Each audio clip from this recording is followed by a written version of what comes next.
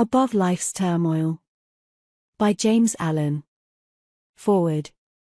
We cannot alter external things, nor shape other people to our liking, nor mold the world to our wishes, but we can alter internal things, our desires, passions, thoughts. We can shape our liking to other people, and we can mold the inner world of our own mind in accordance with wisdom, and so reconcile it to the outer world if men and things.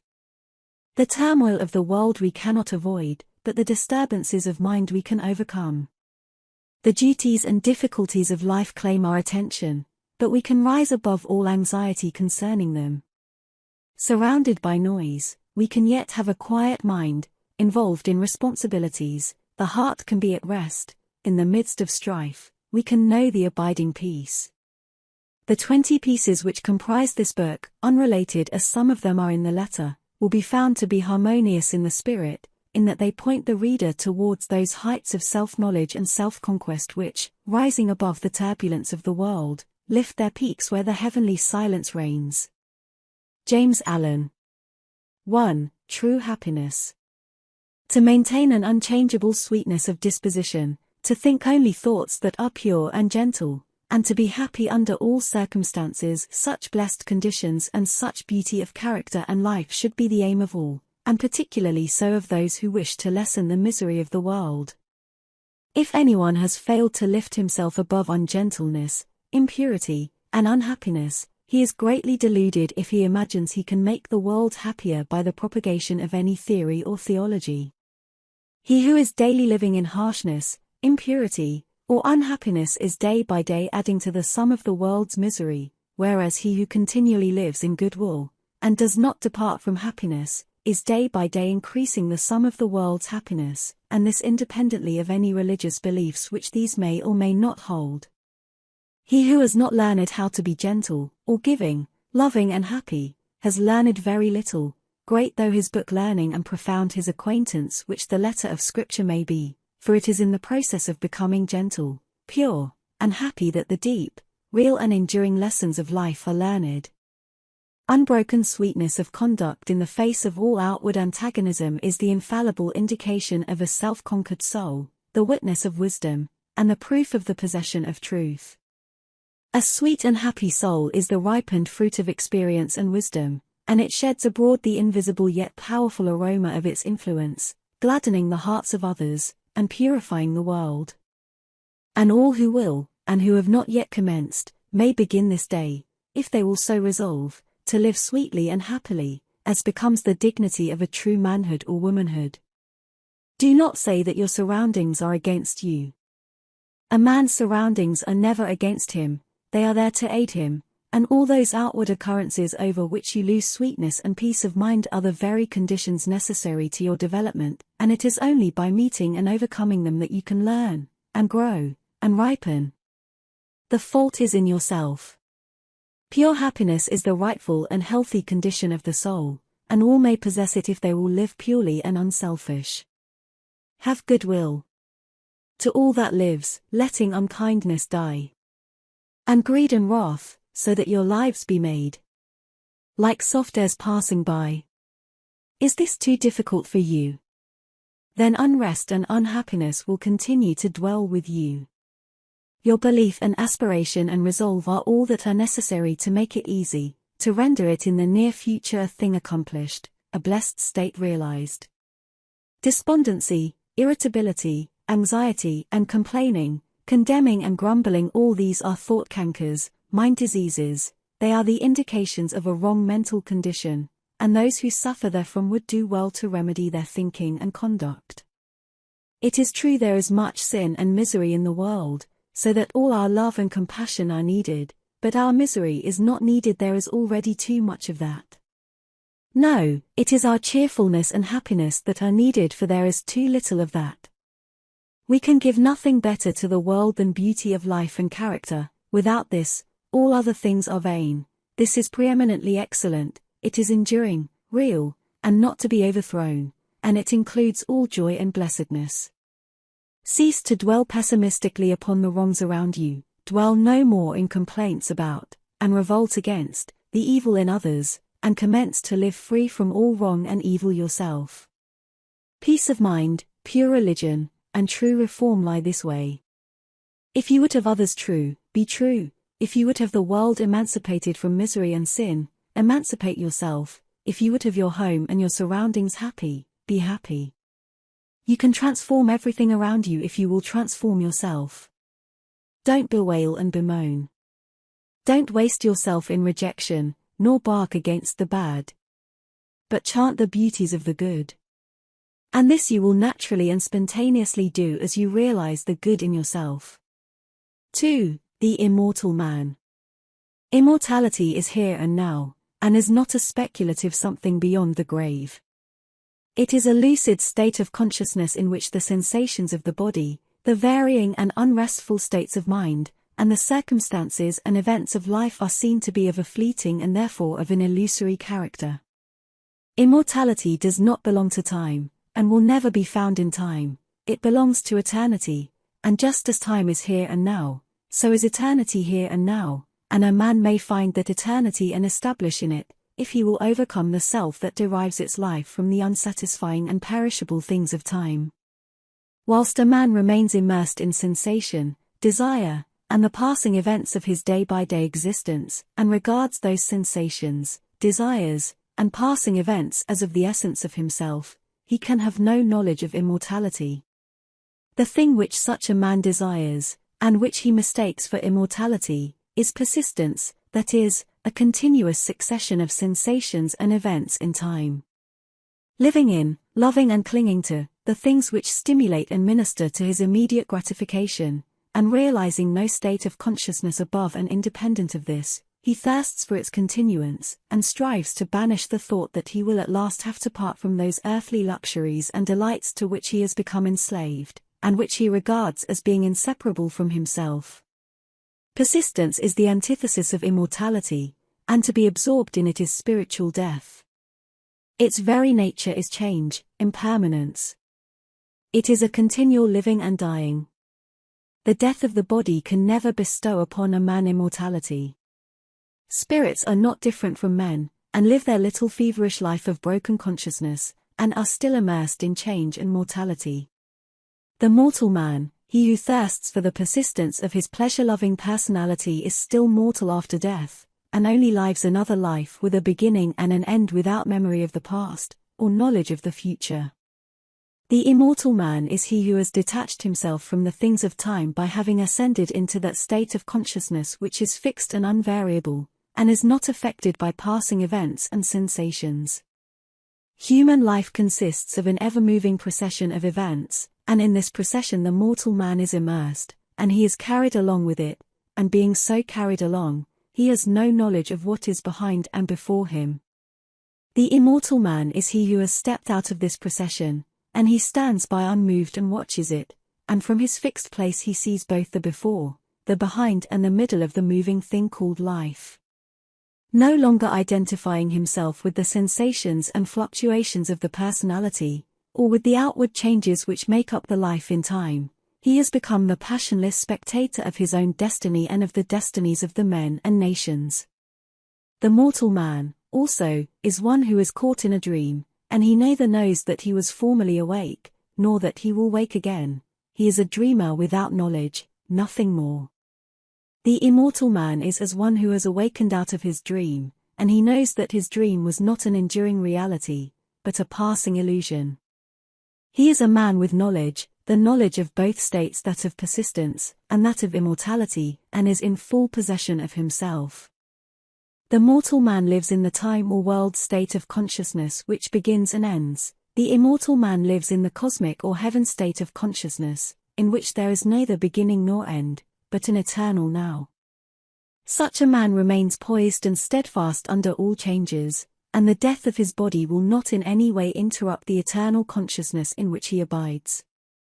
Of such a one it is said, he shall not taste of death, because he has stepped out of the stream of mortality, and established himself in the abode of truth. Bodies, personalities, nations, and worlds pass away, but truth remains, and its glory is undimmed by time.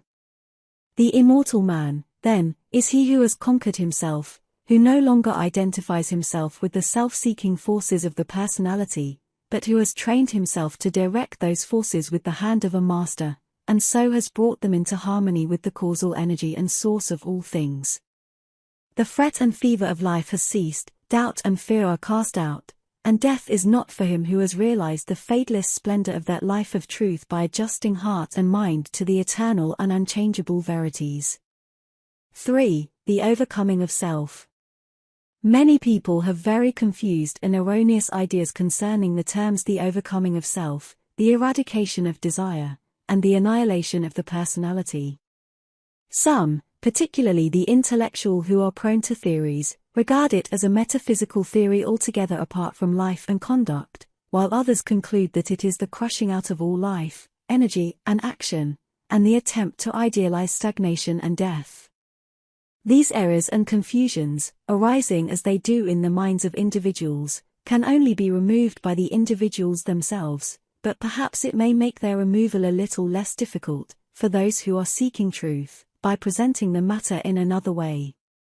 The doctrine of the overcoming or annihilation of self is simplicity itself, indeed, so simple, practical, and close at hand is it that a child of 5, whose mind has not yet become clouded with theories, theological schemes and speculative philosophies, would be far more likely to comprehend it than many older people who have lost their hold upon simple and beautiful truths by the adoption of complicated theories. The annihilation of self consists in weeding out and destroying all those elements in the soul which lead to division, strife, suffering, disease, and sorrow. It does not mean the destruction of any good and beautiful and peace-producing quality. For instance, when a man is tempted to irritability or anger, and by a great effort overcomes the selfish tendency, casts it from him, and acts from the spirit of patience and love, in that moment of self-conquest he practices the annihilation of self. Every noble man practices it in part, though he may deny it in his words, and he who carries out this practice to its completion, eradicating every selfish tendency until only the divinely beautiful qualities remain, he is said to have annihilated the personality, all the personal elements, and to have arrived at truth.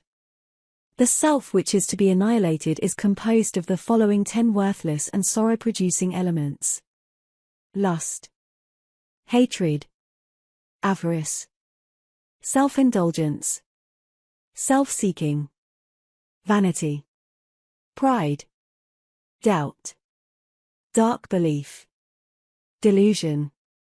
It is the total abandonment, the complete annihilation of these 10 elements, for they comprise the body of desire. On the other hand, it teaches the cultivation, practice, and preservation of the following 10 divine qualities: purity, patience, humility, self-sacrifice, self-reliance, fearlessness, knowledge, wisdom, compassion, love. These comprise the body of truth, and to live entirely in them is to be a doer and knower of the truth, is to be an embodiment of truth. The combination of the 10 elements is called self or the personality. The combination of the 10 qualities produces what is called truth, the impersonal, the abiding, real and immortal man. It will thus be seen that it is not the destruction of any noble, true, and enduring quality that is taught, but only the destruction of those things that are ignoble, false, and evanescent. Neither is this overcoming of self the deprivation of gladness, happiness, and joy, but rather is it the constant possession of these things by living in the joy-begetting qualities. It is the abandonment of the lust for enjoyment, but not of enjoyment itself, the destruction of the thirst for pleasure, but not of pleasure itself, the annihilation of the selfish longing for love, and power, and possessions themselves. It is the preservation of all those things which draw and bind men together in unity and concord, and, far from idealizing stagnation and death, urges men to the practice of those qualities which lead to the highest, noblest, most effective, and enduring action. He whose actions proceed from some or all of the 10 elements wastes his energies upon negations, and does not preserve his soul, but he whose actions proceed from some or all of the 10 qualities, he truly and wisely acts and so preserves his soul. He who lives largely in the 10 earthly elements, and who is blind and deaf to the spiritual verities, will find no attraction in the doctrine of self-surrender, for it will appear to him as the complete extinction of his being. But he who is endeavoring to live in the 10 heavenly qualities will see the glory and beauty of the doctrine, and will know it as the foundation of life eternal. He will also see that when men apprehend and practice it, industry, commerce, government, and every worldly activity will be purified, and action, purpose, and intelligence, instead of being destroyed, will be intensified and enlarged, but freed from strife and pain. 4. The uses of temptation. The soul, in its journey towards perfection, passes through 3 distinct stages. The first is the animal stage, in which the man is content to live, in the gratification of his senses, unawakened to the knowledge of sin, or of his divine inheritance, and altogether unconscious of the spiritual possibilities within himself. The second is the dual stage, in which the mind is continually oscillating between its animal and divine tendencies, having become awakened to the consciousness of both. It is during this stage that temptation plays its part in the progress of the soul. It is a stage of continual fighting, of falling and rising, of sinning and repenting, for the man, still loving, and reluctant to leave, the gratifications in which he has so long lived, yet also aspires to the purity and excellence of the spiritual state, and he is continually mortified by an undecided choice. Urged on by the divine life within him, this stage becomes at last one of deep anguish and suffering, and then the soul is ushered into the third stage, that of knowledge, in which the man rises above both sin and temptation, and enters into peace. Temptation, like contentment in sin, is not a lasting condition, as the majority of people suppose. It is a passing phase, an experience through which the soul must pass, but as to whether a man will pass through that condition in this present life, and realize holiness and heavenly rest here and now, will depend entirely upon the strength of his intellectual and spiritual exertions, and upon the intensity and ardor with which he searches for truth. Temptation, with all its attendant torments, can be overcome here and now, but it can only be overcome by knowledge. It is a condition of darkness or of semi-darkness. The fully enlightened soul is proof against all temptation. When a man fully understands the source, nature, and meaning of temptation, in that hour he will conquer it, and will rest from his long travail.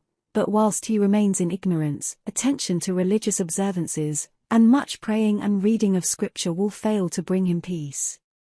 If a man goes out to conquer an enemy, knowing nothing of his enemy's strength, tactics, or place of ambush, he will not only ignominiously fail, but will speedily fall into the hands of the enemy. He who would overcome his enemy the tempter, must discover his stronghold and place of concealment, and must also find out the unguarded gates in his own fortress where his enemy effects so easy an entrance. This necessitates continual meditation, ceaseless watchfulness, and constant and rigid introspection, which lays bare, before the spiritual eyes of the tempted one, the vain and selfish motives of his soul. This is the holy warfare of the saints. It is the fight upon which every soul enters when it awakens out of its long sleep of animal indulgence. Men fail to conquer, and the fight is indefinitely prolonged, because they labor, almost universally, under 2 delusions: first, that all temptations come from without, and second, that they are tempted because of their goodness. Whilst a man is held in bondage by these 2 delusions, he will make no progress. When he has shaken them off, he will pass on rapidly from victory to victory, and will taste of spiritual joy and rest. 2 searching truths must take the place of these 2 delusions, and those truths are, first, that all temptation comes from within, and second, that a man is tempted because of the evil that is within him. The idea that God, a devil, evil spirits, or outward objects are the source of temptation must be dispelled. The source and cause of all temptation is in the inward desire, that being purified or eliminated, outward objects and extraneous powers are utterly powerless to move the soul to sin or to temptation. The outward object is merely the occasion of the temptation, never the cause. This is in the desire of the one tempted. If the cause existed in the object, all men would be tempted alike, temptation could never be overcome, and men would be hopelessly doomed to endless torment. But seated, as it is, in his own desires, he has the remedy in his own hands, and can become victorious over all temptation by purifying those desires. A man is tempted because there are within him certain desires or states of mind which he has come to regard as unholy. These desires may lie asleep for a long time, and the man may think that he has got rid of them, when suddenly, on the presentation of an outward object, the sleeping desire wakes up and thirsts of immediate gratification, and this is the state of temptation. The good in a man is never tempted. Goodness destroys temptation. It is the evil in a man that is aroused and tempted. The measure of a man's temptations is the exact register of his own unholiness. As a man purifies his heart, temptation ceases, for when a certain unlawful desire has been taken out of the heart, the object which formerly appealed to it can no longer do so, but becomes dead and powerless, for there is nothing left in the heart that can respond to it. The honest man cannot be tempted to steal, let the occasion be ever so opportune. The man of purified appetites cannot be tempted to gluttony and drunkenness, though the viands and wines be the most luscious. He of an enlightened understanding, whose mind is calm in the strength of inward virtue, can never be tempted to anger, irritability or revenge, and the wiles and charms of the wanton fall upon the purified heart as empty meaningless shadows. Temptation shows a man just where he is sinful and ignorant, and is a means of urging him on to higher altitudes of knowledge and purity. Without temptation the soul cannot grow and become strong, there could be no wisdom, no real virtue, and though there would be lethargy and death, there could be no peace and no fullness of life. When temptation is understood and conquered, perfection is assured, and such perfection may become any man's who is willing to cast every selfish and impure desire by which he is possessed, into the sacrificial fire of knowledge. Let men, therefore, search diligently for truth, realizing that whilst they are subject to temptation, they have not comprehended truth, and have much to learn. Ye who are tempted know, then, that ye are tempted of yourselves. For every man is tempted when he is drawn away of his own lusts, says the Apostle James.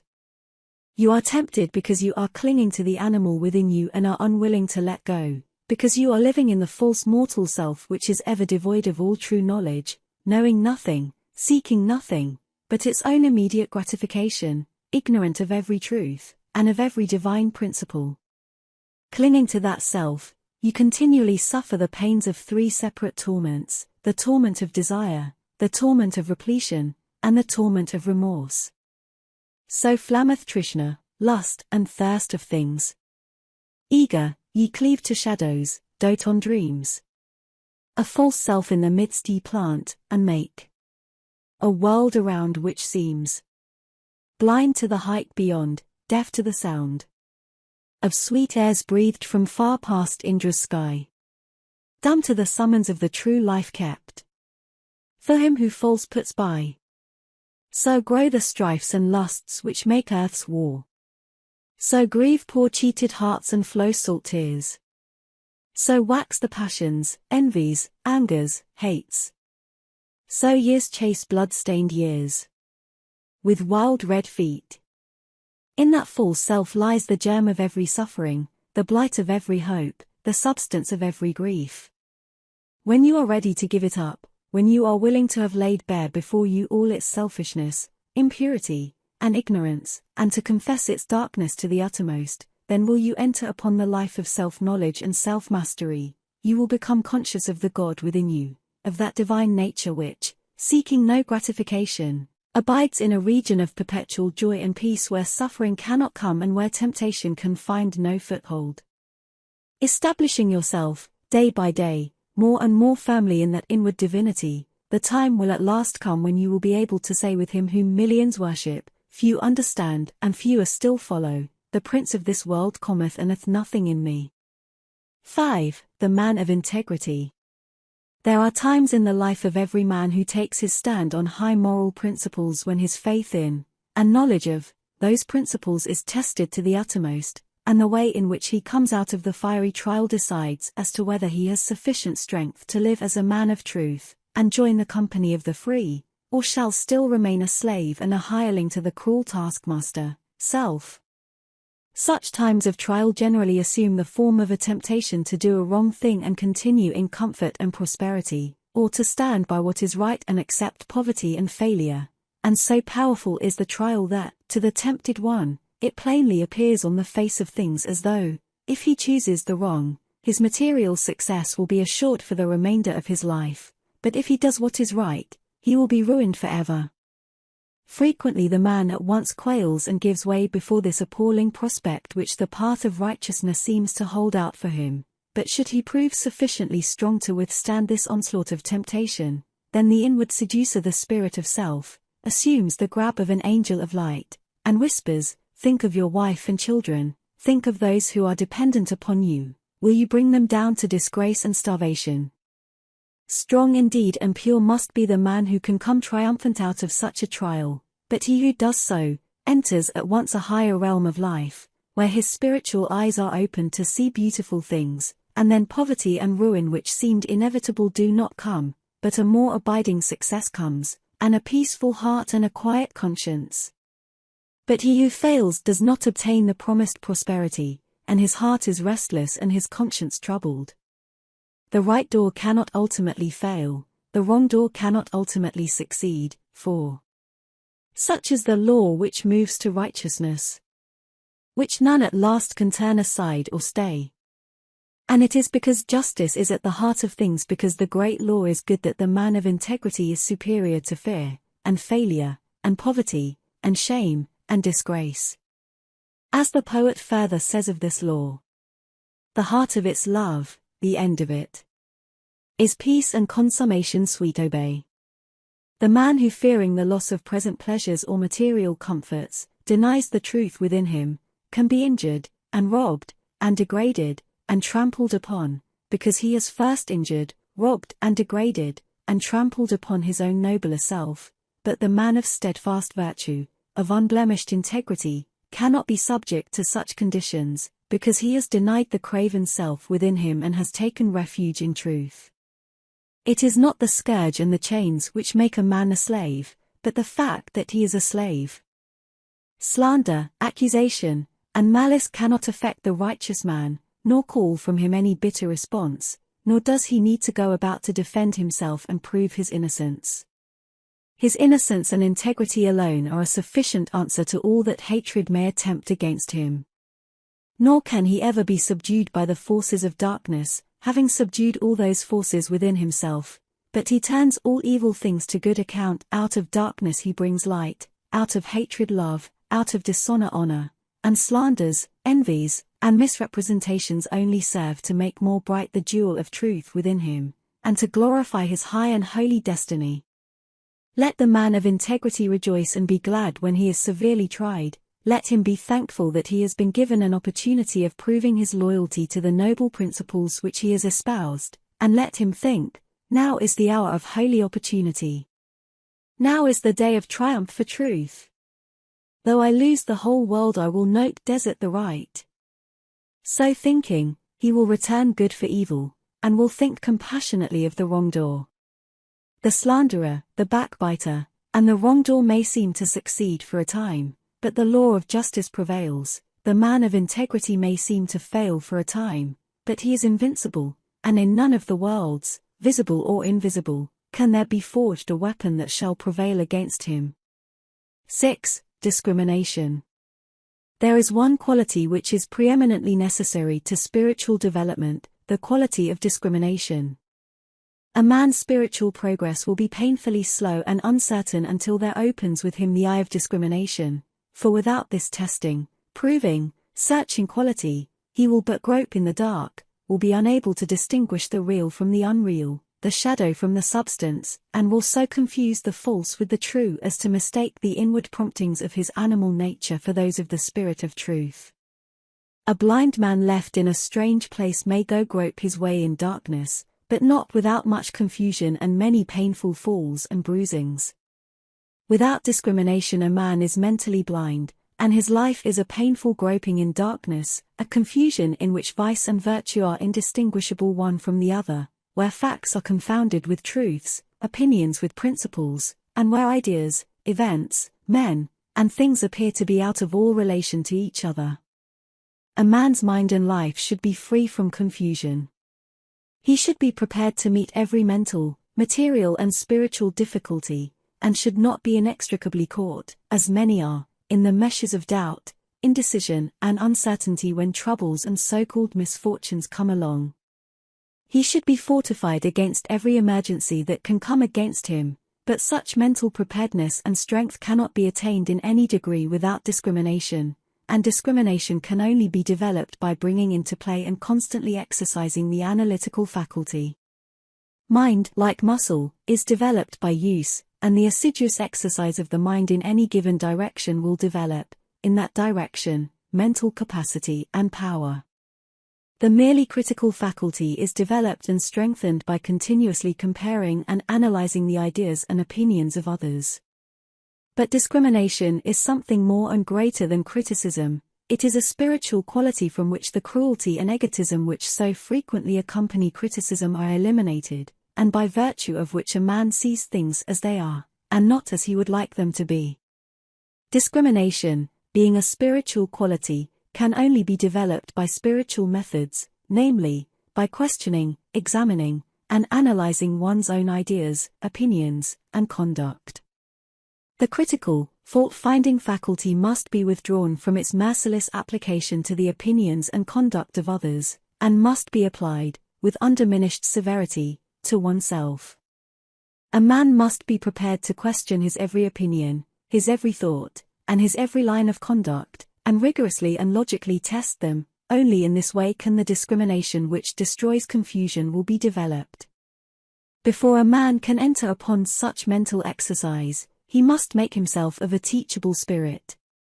This does not mean that he must allow himself to be led by others. It means that he must be prepared to yield up any cherished thoughts to which he clings, if it will not bear the penetrating light of reason, if it shrivels up before the pure flames of searching aspirations. The man who says, "I am right," and who refuses to question his position in order to discover whether he is right, will continue to follow the line of his passions and prejudices, and will not acquire discrimination. The man who humbly asks, "Am I right?" and then proceeds to test and prove his position by earnest thought and the love of truth, will always be able to discover the true and to distinguish it from the false, and he will acquire the priceless possession of discrimination. The man who is afraid to think searchingly upon his opinions, and to reason critically upon his position, will have to develop moral courage before he can acquire discrimination. A man must be true to himself, fearless with himself, before he can perceive the pure principles of truth, before he can receive the all-revealing light of truth. The more truth is inquired of, the brighter it shines. It cannot suffer under examination and analysis. The more error is questioned, the darker it grows. It cannot survive the entrance of pure and searching thought. To prove all things is to find the good and throw the evil. He who reasons and meditates learns to discriminate. He who discriminates discovers the eternally true. Confusion, suffering, and spiritual darkness follow the thoughtless. Harmony, blessedness, and the light of truth attend upon the thoughtful. Passion and prejudice are blind, and cannot discriminate. They are still crucifying the Christ and releasing Barabbas. 7. Belief, the basis of action. Belief is an important word in the teachings of the wise, and it figures prominently in all religions. According to Jesus, a certain kind of belief is necessary to salvation or regeneration, and Buddha definitely taught that right belief is the first and most essential step in the way of truth, as without right belief there cannot be right conduct, and he who has not learned how to rightly govern and conduct himself, has not yet comprehended the simplest rudiments of truth. Belief as laid down by the great teachers, is not belief in any particular school, philosophy, or religion, but consists of an altitude of mind determining the whole course of one's life. Belief and conduct are, therefore, inseparable, for the one determines the other. Belief is the basis of all action, and, this being so, the belief which dominates the heart's or mind is shown in the life. Every man acts, thinks, lives in exact accordance with the belief which is rooted in his innermost being, and such is the mathematical nature of the laws which govern mind that it is absolutely impossible for anyone to believe in two opposing conditions at the same time. For instance, it is impossible to believe in justice and injustice, hatred and love, peace and strife, self and truth. Every man believes in one or the other of these opposites, never in both, and the daily conduct of every man indicates the nature of his belief.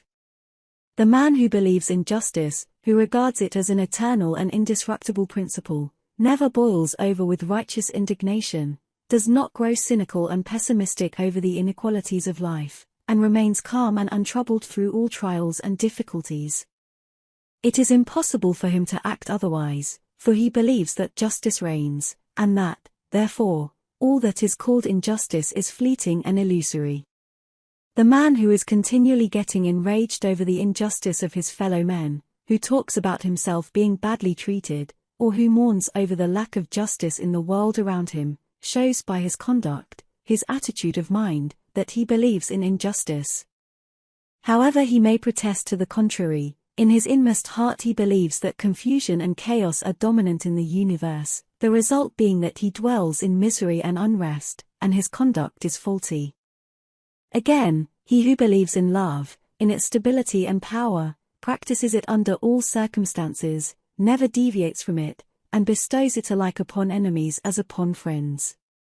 He who slanders and condemns, who speaks disparagingly of others, or regards them with contempt, believes not in love, but hatred. All his actions prove it, even though with tongue or pen he may eulogize love.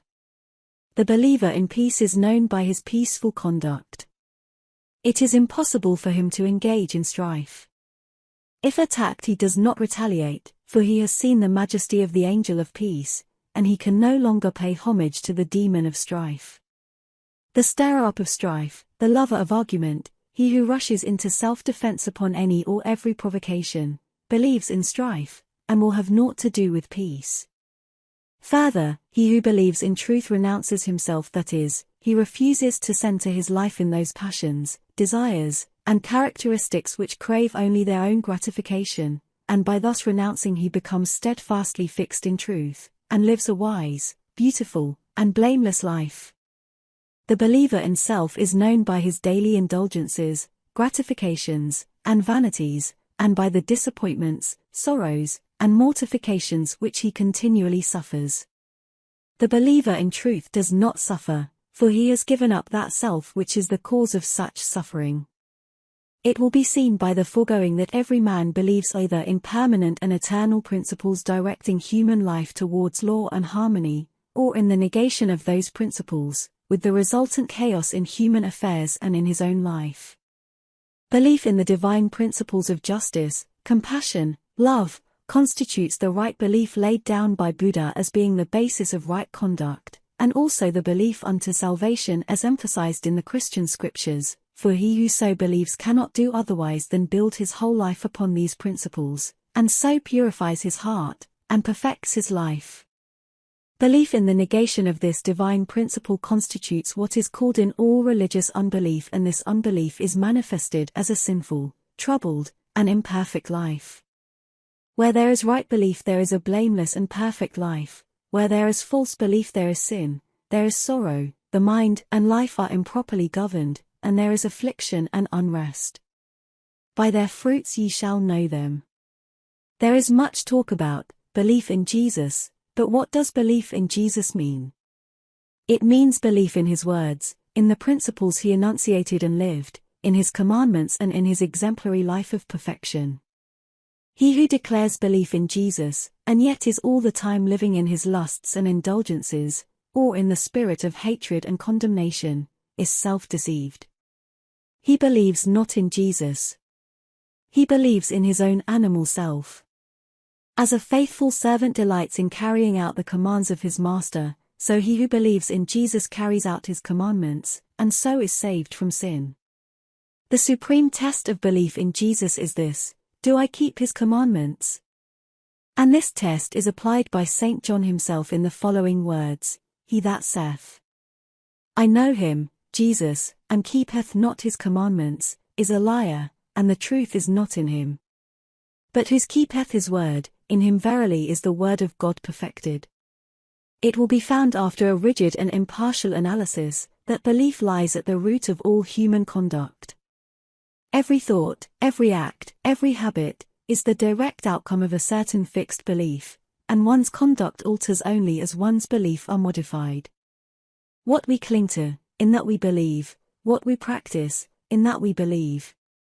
When our belief in a thing ceases, we can no longer cling to or practice it, it falls away from us as a garment outworn. Men cling to their lusts, and lies, and vanities, because they believe in them, believe there is gain and happiness in them. When they transfer their belief to the divine qualities of purity and humility, those sins trouble them no more. Men are saved from error by belief in the supremacy of truth. They are saved from sin by belief in holiness or perfection. They are saved from evil by belief in good, for every belief is manifested in the life.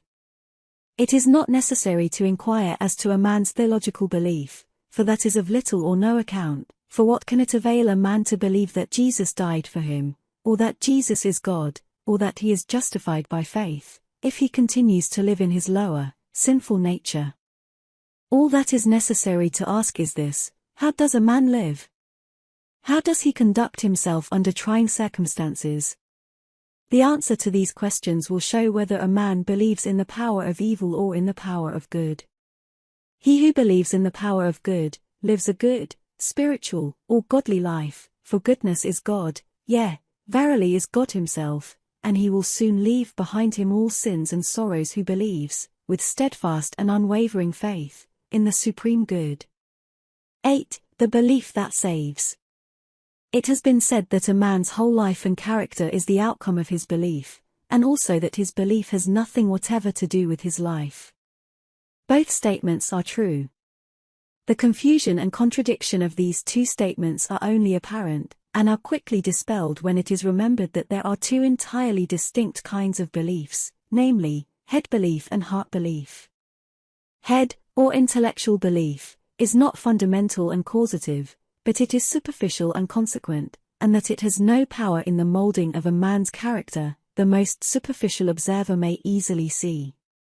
Take, for instance, half a dozen men from any creed. They not only hold the same theological belief, but confess the same articles of faith in every particular, and yet their characters are vastly different. One will be just as noble as another is ignoble, one will be mild and gentle, another coarse and irascible, one will be honest, another dishonest, one will indulge certain habits which another will rigidly abjure, and so on, plainly indicating that theological belief is not an influential factor in a man's life. A man's theological belief is merely his intellectual opinion or view of the universe. God, the Bible, etc., and behind and underneath this head belief there lies, deeply rooted in his innermost being, the hidden, silent, secret belief of his heart, and it is this belief which molds and makes his whole life.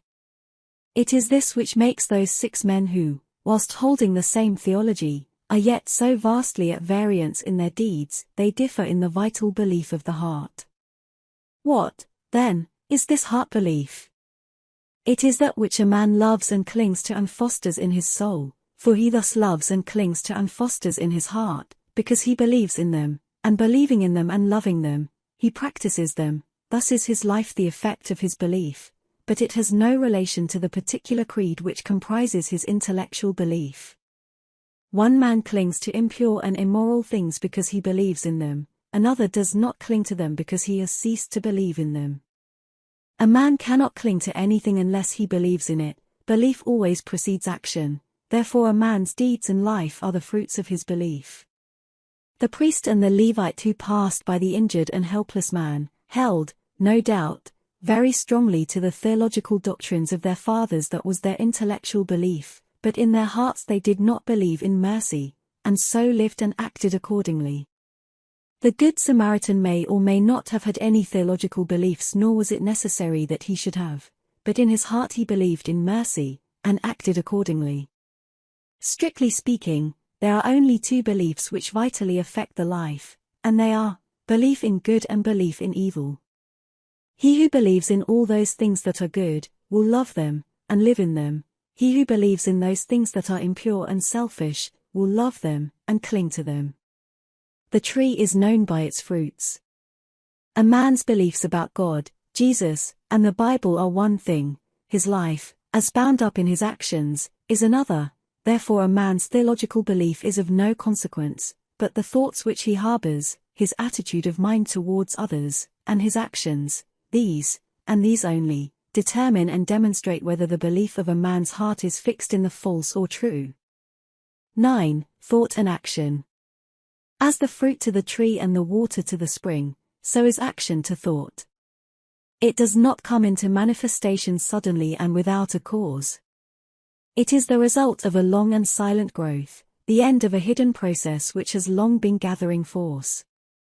The fruit of the tree and the water gushing from the rock are both the effect of a combination of natural processes in air and earth which have long worked together in secret to produce the phenomenon, and the beautiful acts of enlightenment and the dark deeds of sin are both the ripened effects of trains of thought which have long been harbored in the mind. The sudden falling, when greatly tempted, into some grievous sin by one who was believed, and who probably believed himself, to stand firm, is seen neither to be a sudden nor a causeless thing when the hidden process of thought which led up to it are revealed. The falling was merely the end, the outworking, the finished result of what commenced in the mind probably years before. The man had allowed a wrong thought to enter his mind, and a second and a third time he had welcomed it, and allowed it to nestle in his heart. Gradually he became accustomed to it, and cherished, and fondled, and tended it, and so it grew, until at last it attained such strength and force that it attracted to itself the opportunity which enabled it to burst forth and ripen into act. As falls the stately building whose foundations have been gradually undermined by the action of water, so at last falls the strong man who allows corrupt thoughts to creep into his mind and secretly undermine his character. When it is seen that all sin and temptation are the natural outcome of the thoughts of the individual, the way to overcome sin and temptation becomes plain, and its achievement a near possibility, and, sooner or later, a certain reality, for if a man will admit, cherish, and brood upon thoughts that are pure and good, those thoughts, just as surely as the impure, will grow and gather force, and will at last attract to themselves the opportunities which will enable them to ripen into act. There is nothing hidden that shall not be revealed, and every thought that is harbored in the mind must, by virtue of the impelling force which is inherent in the universe, at last blossom into act good or bad according to its nature. The divine teacher and the sensualist are both the product of their own thoughts, and have become what they are as the result of the seeds of thought which they have implanted, are allowed to fall into the garden of the heart, and have afterwards watered, tended, and cultivated. Let no man think he can overcome sin and temptation by wrestling with opportunity.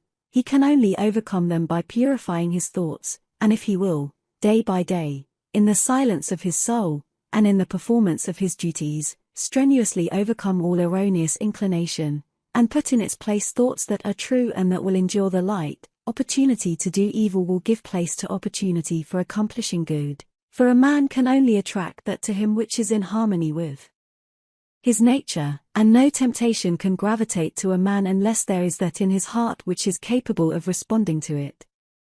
Guard well your thoughts, reader, for what you really are in your secret thoughts today, be it good or evil, you will, sooner or later, become in actual deed.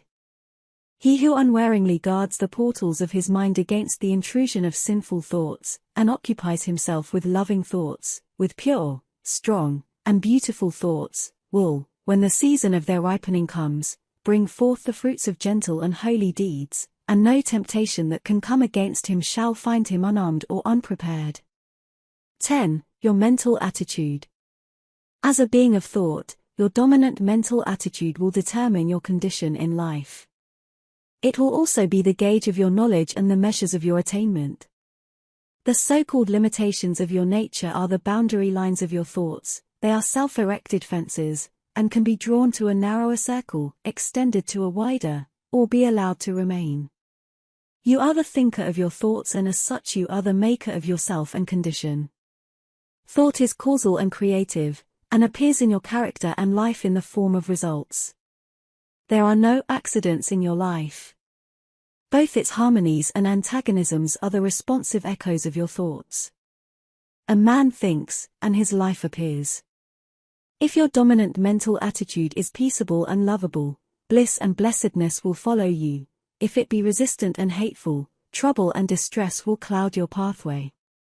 Out of ill will come grief and disaster, out of goodwill, healing and reparation. You imagine your circumstances as being separate from yourself, but they are intimately related to your thought world. Nothing appears without an adequate cause. Everything that happens is just. Nothing is fated, everything is formed. As you think, you travel. As you love, you attract. You are today where your thoughts have brought you. You will be tomorrow where your thoughts take you. You cannot escape the result of your thoughts, but you can endure and learn, can accept and be glad. You will always come to the place where your love, your most abiding and intense thought, can receive its measure of gratification. If your love be base, you will come to a base place. If it be beautiful, you will come to a beautiful place. You can alter your thoughts, and so alter your condition. Strive to perceive the vastness and grandeur of your responsibility. You are powerful, not powerless. You are as powerful to obey as you are to disobey, as strong to be pure as to be impure, as ready for wisdom as for ignorance. You can learn what you will, can remain as ignorant as you choose. If you love knowledge you will obtain it, if you love wisdom you will secure it, if you love purity you will realize it. All things await your acceptance, and you choose by the thoughts which you entertain. A man remains ignorant because he loves ignorance, and chooses ignorant thoughts. A man becomes wise because he loves wisdom and chooses wise thoughts. No man is hindered by another, he is only hindered by himself. No man suffers because of another, he suffers only because of himself. By the noble gateway of pure thought you can enter the highest heaven, by the ignoble doorway of impure thought you can descend into the lowest hell. Your mental attitude towards others will faithfully react upon yourself, and will manifest itself in every relation of your life. Every impure and selfish thought that you send out comes back to you in your circumstances in some form of suffering. Every pure and unselfish thought returns to you in some form of blessedness. Your circumstances are effects of which the cause is inward and invisible. As the father-mother of your thoughts you are the maker of your state and condition. When you know yourself, you will perceive that every event in your life is weighed in the faultless balance of equity. When you understand the law within your mind you will cease to regard yourself as the impotent and blind tool of circumstances, and will become the strong and seeing master. 11. Sowing and reaping. Go into the fields and country lanes in the springtime, and you will see farmers and gardeners busy sowing seeds in the newly prepared soil. If you were to ask any one of those gardeners or farmers what kind of produce he expected from the seed he was sowing, he would doubtless regard you as foolish, and would tell you that he does not expect at all, that it is a matter of common knowledge that his produce will be of the kind which he is sowing, and that he is sowing wheat, or barley, or turnips, as the case may be, in order to reproduce that particular kind. Every fact and process in nature contains a moral lesson for the wise man. There is no law in the world of nature around us which is not to be found operating with the same mathematical certainty in the mind of man and in human life. All the parables of Jesus are illustrative of this truth, and are drawn from the simple facts of nature. There is a process of seed sowing in the mind and life of spiritual sowing which leads to a harvest according to the kind of seed sown. Thoughts, words, and acts are seeds sown, and, by the inviolable law of things, they produce after their kind. The man who thinks hateful thoughts brings hatred upon himself. The man who thinks loving thoughts is loved. The man whose thoughts, words, and acts are sincere, is surrounded by sincere friends. The insincere man is surrounded by insincere friends. The man who sows wrong thoughts and deeds, and prays that God will bless him, is in the position of a farmer who, having sown tares, asks God to bring forth for him a harvest of wheat. That which ye sow, ye reap, see yonder fields. The sesamum was sesamum, the corn. Was corn, the silence and the darkness knew. So is a man's fate born. He cometh reaper of the things he sowed. He who would be blessed, let him scatter blessings. He who would be happy, let him consider the happiness of others. Then there is another side to this seed sowing.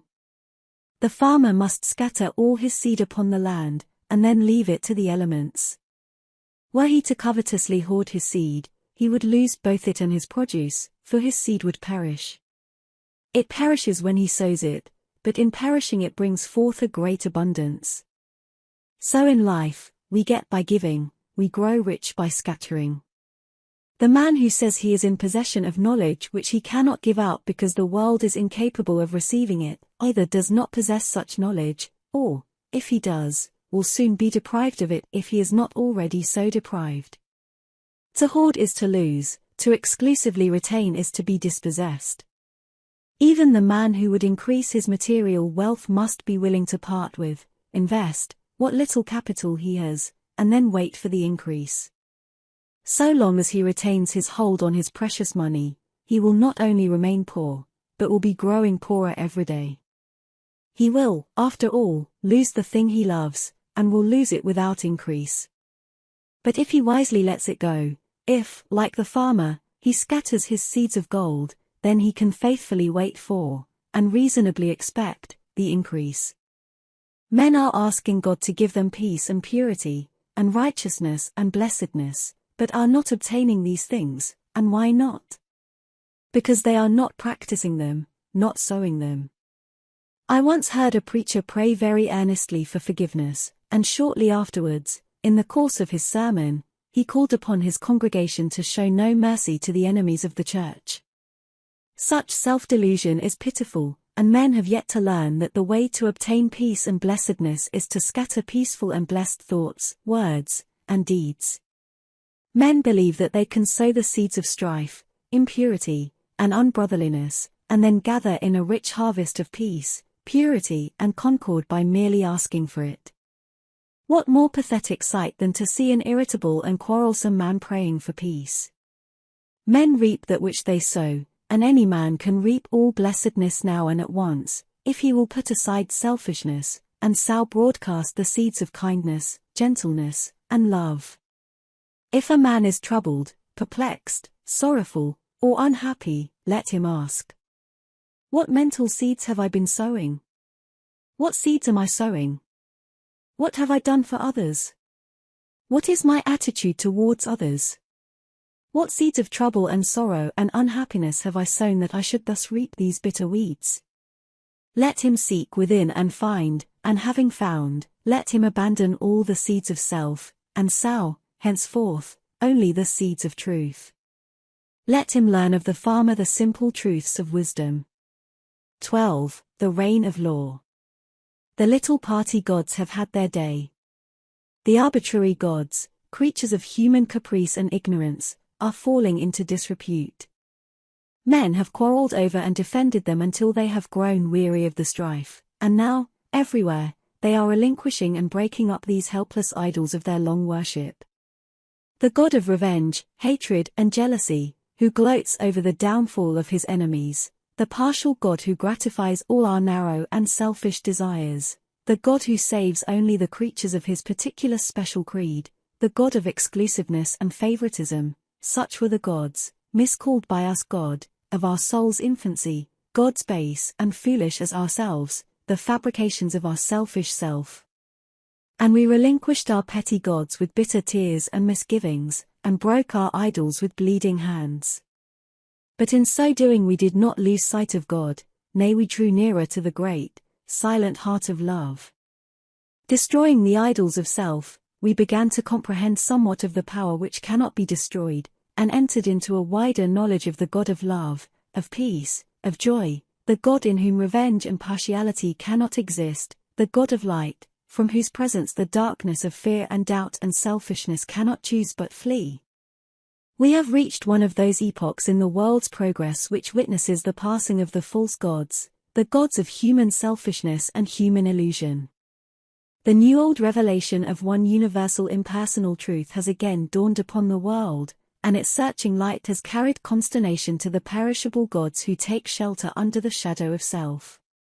Men have lost faith in a God who can be cajoled, who rules arbitrarily and capriciously, subverting the whole order of things to gratify the wishes of his worshippers, and are turning, with a new light in their eyes and a new joy in their hearts, to the God of law. And to him they turn, not for personal happiness and gratification, but for knowledge, for understanding, for wisdom, for liberation from the bondage of self. And thus turning, they do not seek in vain, nor are they sent away empty and discomforted. They find within themselves the reign of law, that every thought, every impulse, every act and word brings about a result in exact accordance with its own nature, that thoughts of love bring about beautiful and blissful conditions, that hateful thoughts bring about distorted and painful conditions, that thoughts and acts good and evil are weighed in the faultless balance of the supreme law, and receive their equal measure of blessedness on the one hand, and misery on the other. And thus finding they enter a new path, the path of obedience to the law. Entering that path they no longer accuse, no longer doubt, no longer fret and despond, for they know that God is right, the universal laws are right, the cosmos is right, and that they themselves are wrong, if wrong there is, and that their salvation depends upon themselves, upon their own efforts, upon their personal acceptance of that which is good and deliberate rejection of that which is evil. No longer merely hearers, they become doers of the word, and they acquire knowledge, they receive understanding, they grow in wisdom, and they enter into the glorious life of liberation from the bondage of self. The law of the Lord is perfect, enlightening the eyes. Imperfection lies in man's ignorance, in man's blind folly. Perfection, which is knowledge of the perfect law, is ready for all who earnestly seek it. It belongs to the order of things. It is yours and mine now if we will only put self-seeking on one side, and adopt the life of self-obliteration. The knowledge of truth, with its unspeakable joy, its calmness and quiet strength, is not for those who persist in clinging to their rights, defending their interests, and fighting for their opinions, whose works are imbued with the personal I, and who build upon the shifting sands of selfishness and egotism. It is for those who renounce these causes of strife, these sources of pain and sorrow, and they are, indeed, children of truth, disciples of the Master, worshippers of the Most High. The children of truth are in the world today, they are thinking, acting, writing, speaking, even prophets are amongst us, and their influence is pervading the whole earth.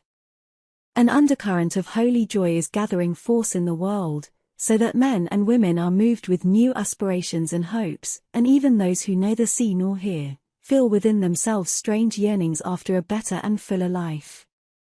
The law reigns, and it reigns in men's hearts and lives, and they have come to understand the reign of law who have sought out the tabernacle of the true God by the fair pathway of unselfishness.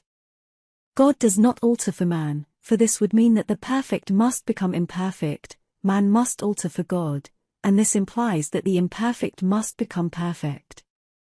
The law cannot be broken for man, otherwise confusion would ensue. Man must obey the law.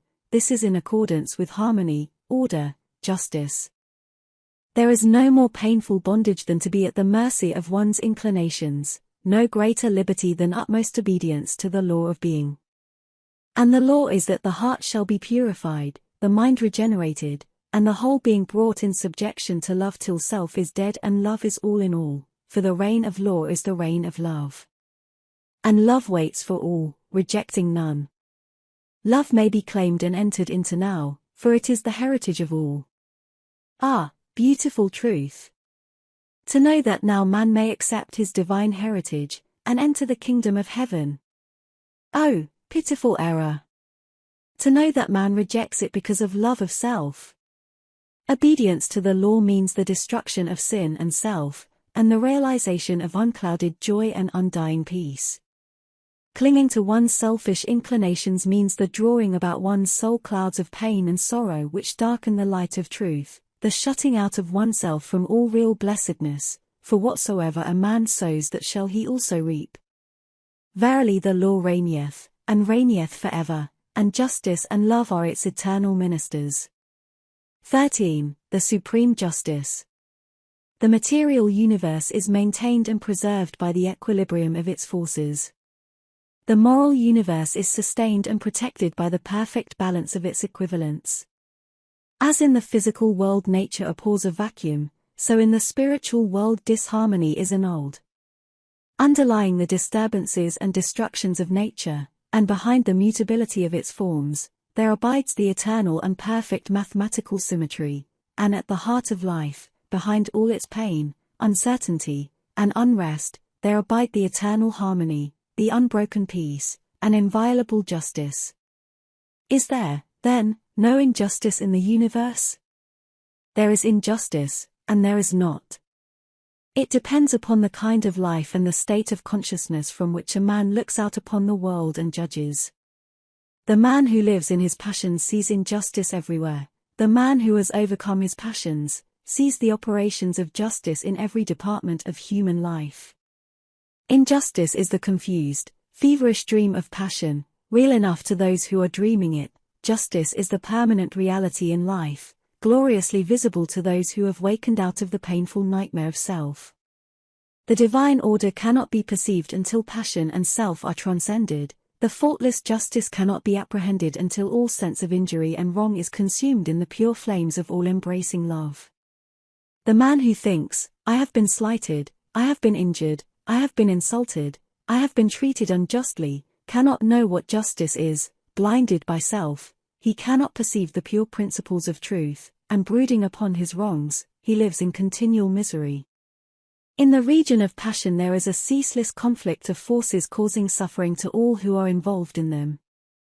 There is action and reaction, deed and consequence, cause and effect, and within and above all is the divine justice regulating the play of forces with the utmost mathematical accuracy, balancing cause and effect with the finest precision. But this justice is not perceived, cannot be perceived by those who are engaged in the conflict. Before this can be done, the fierce warfare of passion must be left behind. The world of passion is the abode of schisms, quarrelings, wars, lawsuits, accusations, condemnations, impurities, weaknesses, follies, hatreds, revenges, and resentments. How can a man perceive justice or understand truth who is even partly involved in the fierce play of its blinding elements? As well expect a man caught in the flames of a burning building to sit down and reason out the cause of the fire.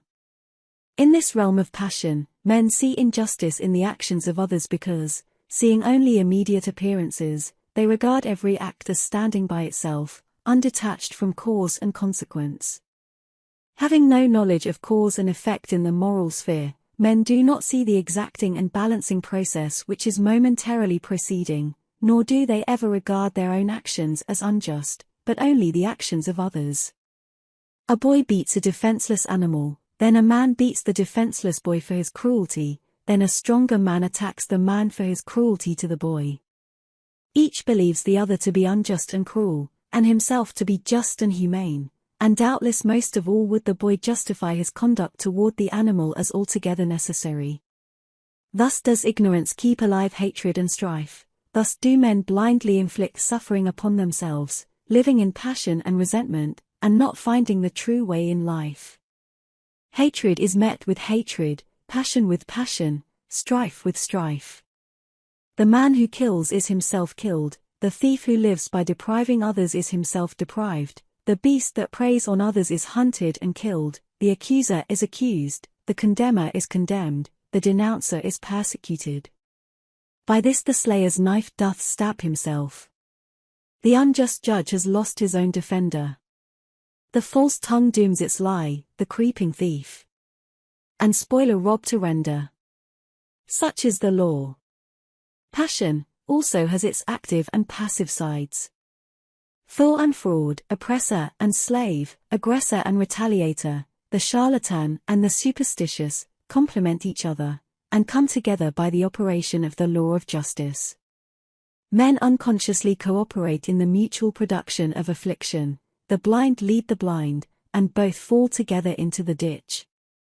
Pain, grief, sorrow, and misery are the fruits of which passion is the flower. Where the passion-bound soul sees only injustice, the good man, he who has conquered passion, sees cause and effect, sees the supreme justice. It is impossible for such a man to regard himself as treated unjustly, because he has ceased to see injustice. He knows that no one can injure or cheat him, having ceased to injure or cheat himself. However passionately or ignorantly men may act towards him, it cannot possibly cause him any pain, for he knows that whatever comes to him, it may be abuse and persecution, can only come as the effect of what he himself has formerly sent out. He therefore regards all things as good, rejoices in all things, loves his enemies and blesses them that curse him, regarding them as the blind but beneficent instruments by which he is enabled to pay his moral debts to the great law. The good man, having put away all resentment, retaliation, self-seeking, and egotism, has arrived at a state of equilibrium and has thereby become identified with the eternal and universal equilibrium. Having lifted himself above the blind forces of passion, he understands those forces, contemplates them with a calm penetrating insight, like the solitary dweller upon a mountain who looks down upon the conflict of the storms beneath his feet. For him, injustice has ceased, and he sees ignorance and suffering on the one hand and enlightenment and bliss on the other. He sees that not only do the fool and the slave need his sympathy, but that the fraud and the oppressor are equally in need of it, and so his compassion is extended towards all. The supreme justice and the supreme love are one. Cause and effect cannot be avoided, consequences cannot be escaped. While a man is given to hatred, resentment, anger, and condemnation, he is subject to injustice as the dreamer to his dream, and cannot do otherwise than see injustice. But he who has overcome those fiery and binding elements, knows that unerring justice presides over all, that in reality there is no such thing as injustice in the whole of the universe. 14. The use of reason. We have heard it said that reason is a blind guide, and that it draws men away from truth rather than leads them to it. If this were true, it were better to remain, or to become, unreasonable, and to persuade others so to do. We have found, however, that the diligent cultivation of the divine faculty of reason brings about calmness and mental poise, and enables one to meet cheerfully the problems and difficulties of life. It is true there is a higher light than reason, even that of the spirit of truth itself, but without the aid of reason, truth cannot be apprehended. They who refuse to trim the lamp of reason will never, whilst they so refuse, perceive the light of truth, for the light of reason is a reflection of that light. Reason is a purely abstract quality, and comes midway between the animal and divine consciousness in man, and leads, if rightly employed, from the darkness of one to the light of the other. It is true that reason may be enlisted in the service of the lower, self-seeking nature, but this is only a result of its partial and imperfect exercise. A fuller development of reason leads away from the selfish nature, and ultimately allies the soul with the highest, the divine. That spiritual Percival who, searching for the holy grail of the perfect life, is again and again left alone and wearying in a land of sand and thorns, is not so stranded because he has followed reason, but because he is still clinging to, and is reluctant to leave, some remnants of his lower nature. He who will use the light of reason as a torch to search for truth will not be left at last in comfortless darkness. Come, now, and let us reason together, saith the Lord, though your sins be as scarlet, they shall be as white as snow. Many men and women pass through untold sufferings, and at last die in their sins, because they refuse to reason, because they cling to those dark delusions which even a faint glimmer of the light of reason would dispel, and all must use their reason freely, fully, and faithfully, who would exchange the scarlet robe of sin and suffering for the white garment of blamelessness and peace. It is because we have proved and know these truths that we exhort men to tread the middle road, whose course bright reason traces, and soft quiet smooths. For reason leads away from passion and selfishness into the quiet ways of sweet persuasion and gentle forgiveness, and he will never be led astray, nor will he follow blind guides, who faithfully adheres to the apostolic injunction, prove all things, and hold fast that which is good. They, therefore, who despise the light of reason, despise the light of truth.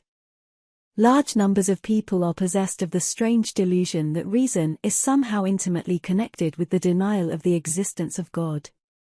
This is probably due to the fact that those who try to prove that there is no God usually profess to take their stand upon reason, while those who try to prove the reverse generally profess to take their stand on faith.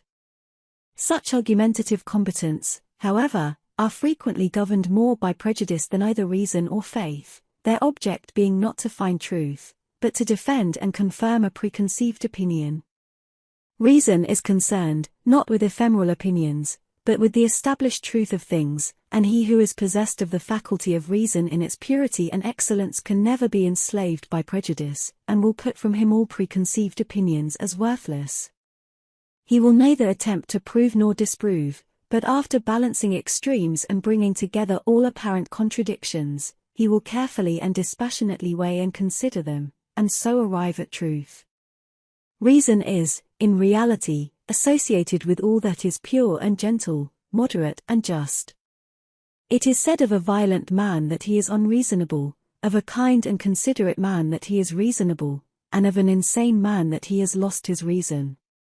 Thus it is seen that the word is used, even to a great extent unconsciously, though none the less truly, in a very comprehensive sense, and though reason is not actually love and thoughtfulness and gentleness and sanity, it leads to and is intimately connected with these divine qualities, and cannot, except for purposes of analysis, be dissociated from them.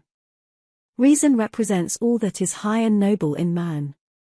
It distinguishes him from the brute which blindly follows its animal inclinations, and just in the degree that man disobeys the voice of reason and follows his inclinations does he become brutish. As Milton says, "Reason in man obscured, or not obeyed. Immediately inordinate desires and upstart passions catch the government. From reason, and to servitude reduce man till then free." The following definition of reason from Nuttall's dictionary will give some idea of the comprehensiveness of the word. The cause, ground, principle, or motive of anything said or done, efficient cause, final cause, the faculty of intelligence in man, especially the faculty by which we arrive at necessary truth. It will thus be seen that reason is a term, the breadth of which is almost sufficient to embrace even truth itself, and Archbishop Trench tells us in his celebrated work on the study of words that the terms reason and word are indeed so essentially one and the same that the Greek language has one word for them both, so that the word of God is the reason of God, and one of the renderings of Lao Tzu's Tao is reason. So that in the Chinese translation of our New Testament, St. John's Gospel runs, "In the beginning was the Tao." To the undeveloped and uncharitable mind all words have narrow applications, but as a man enlarges his sympathies and broadens his intelligence, words become filled with rich meanings and assume comprehensive proportions. Let us therefore cease from foolish quarrelings about words, and, like reasonable beings, search for principles and practice those things which make for unity and peace. 15. Self-discipline. A man does not live until he begins to discipline himself, he merely exists. Like an animal he gratifies his desires and pursues his inclinations just where they may lead him. He is happy as a beast is happy, because he is not conscious of what he is depriving himself. He suffers as the beast suffers, because he does not know the way out of suffering. He does not intelligently reflect upon life, and lives in a series of sensations, longings, and confused memories which are unrelated to any central idea or principle. A man whose inner life is so ungoverned and chaotic must necessarily manifest this confusion in the visible conditions of his outer life in the world, and though for a time, running with the stream of his desires, he may draw to himself a more or less large share of the outer necessities and comforts of life, he never achieves any real success nor accomplishes any real good, and sooner or later worldly failure and disaster are inevitable, as the direct result of the inward failure to properly adjust and regulate those mental forces which make the outer life. Before a man accomplish anything of an enduring nature in the world he must first of all acquire some measure of success in the management of his own mind. This is as mathematical a truism as that 2 and 2 are 4, for, out of the heart are the issues of life. If a man cannot govern the forces within himself, he cannot hold a firm hand upon the outer activities which form his visible life. On the other hand, as a man succeeds in governing himself, he rises to higher and higher levels of power and usefulness and success in the world. The only difference between the life of the beast and that of the undisciplined man is that the man has a wider variety of desires, and experiences a greater intensity of suffering. It may be said of such a man that he is dead, being truly dead to self-control, chastity, fortitude, and all the nobler qualities which constitute life. In the consciousness of such a man the crucified Christ lies entombed, awaiting that resurrection which shall revivify the mortal sufferer, and wake him up to a knowledge of the realities of his existence. With the practice of self-discipline a man begins to live, for he then commences to rise above the inward confusion and to adjust his conduct to a steadfast center within himself. He ceases to follow where inclination leads him, reins in the steed of his desires, and lives in accordance with the dictates of reason and wisdom. Hitherto his life has been without purpose or meaning, but now he begins to consciously mold his own destiny. He is clothed and in his right mind. In the process of self-discipline there are 3 stages, namely: 1. Control. 2. Purification. 3. Relinquishment. A man begins to discipline himself by controlling those passions which have hitherto controlled him. He resists temptation and guards himself against all those tendencies to selfish gratifications which are so easy and natural, and which have formerly dominated him. He brings his appetite into subjection, and begins to eat as a reasonable and responsible being, practicing moderation and thoughtfulness in the selection of his food, with the object of making his body a pure instrument through which he may live and act as becomes a man, and no longer degrading that body by pandering to gustatory pleasure. He puts a check upon his tongue, his temper, and, in fact, his every animal desire and tendency, and this he does by referring all his acts to a fixed center within himself. It is a process of living from within outward, instead of, as formerly, from without inward. He conceives of an ideal, and, enshrining that ideal in the sacred recesses of his heart, he regulates his conduct in accordance with its exaction and demands. There is a philosophical hypothesis that at the heart of every atom and every aggregation of atoms in the universe there is a motionless center which is the sustaining source of all the universal activities. Be this as it may, there is certainly in the heart of every man and woman a selfless center without which the outer man could not be, and the ignoring of which leads to suffering and confusion. This selfless center which takes the form, in the mind, of an ideal of unselfishness and spotless purity, the attainment of which is desirable, is man's eternal refuge from the storms of passion and all the conflicting elements of his lower nature. It is the Rock of Ages, the Christ within, the divine and immortal in all men. As a man practices self-control he approximates more and more to this inward reality, and is less and less swayed by passion and grief, pleasure and pain, and lives a steadfast and virtuous life, manifesting manly strength and fortitude. The restraining of the passions, however, is merely the initial stage in self-discipline, and is immediately followed by the process of purification. By this a man so purifies himself as to take passion out of the heart and mind altogether, not merely restraining it when it rises within him, but preventing it from rising altogether. By merely restraining his passions a man can never arrive at peace, can never actualize his ideal.